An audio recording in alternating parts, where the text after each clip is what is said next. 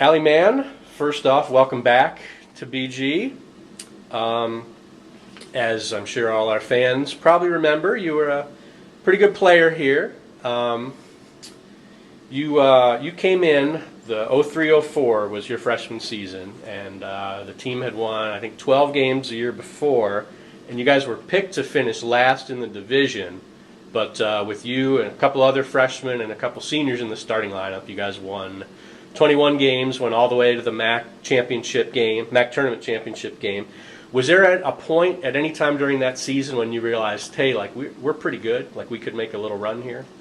I don't think we ever really knew how good we could be or how good we really were. That class that I came in with Karin and Liz and Amber and Thorburn and Gompers, all we knew how to do was win in high school, and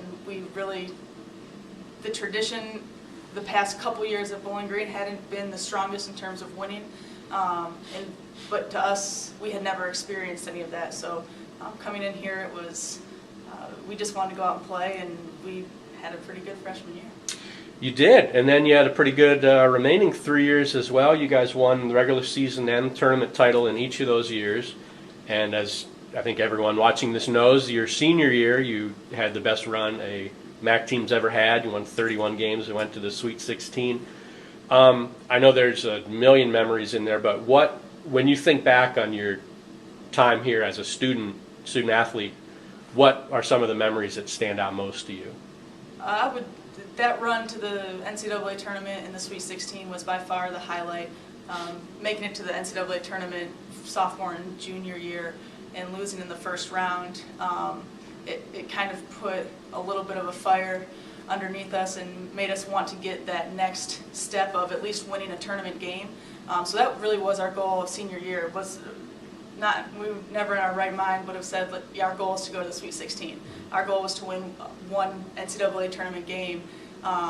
And then after we did that, we just didn't want the season to be over. So the coolest memory by far was playing at Michigan State, the first and second round games against Oklahoma State and against Vanderbilt. And the support that we had, it was an hour and 45-minute trip up there from Bowling Green. And I think the announcers even called it the Sea of Orange at Michigan State at the Breslin Center. And looking up in the stands and seeing how much support we had and how little support everyone else had, and it was pretty cool. Just from the community, from our families, and everybody, it was awesome. Now, that was a little over 5 years ago, and you've had a number of experiences both playing and coaching since then. Can you just kind of give the quick sort of, just from between then and now, where you were and what you did? Yep, right after college, went overseas to play. Played for 3 months in Luxembourg and 3 months in Portugal. Came back, thought I was done playing professionally, and coached for 2 years at IPFW with Chris Paul, and the basketball coach and not the NBA superstar. Got a random phone call from another coach in Portugal that July, 2 years later, and he asked me if I would be willing to come back and play and coach one of their 19 and under teams. So I said yes. I don't know why, but got back in shape eventually, and ended up winning a national championship there. Knew I was done, came back and got back into coaching in the States. Was at Colgate University for a year, and then that's when I got a phone call from Roops. And I mean, obviously, you're back here at BG. You returned. You were her first hire on this current staff. I mean, I know it's your alma mater, and basically this may be a really obvious question, but what were some of the factors in your decision to come back? I would say one of the biggest factors is obviously having the opportunity to work for somebody like Jennifer. She was a huge reason why I came to Bowling Green in the first place as a player. She's the reason that I got into coaching. She really has been my mentor ever since. So to me, that was one of the biggest draws. And the second draw was coming back to a school that I believe in. I know the tradition. I believe in what this program stands for. I believe in what Jennifer Roos stands for. Everything that Kurt Miller helped build as well.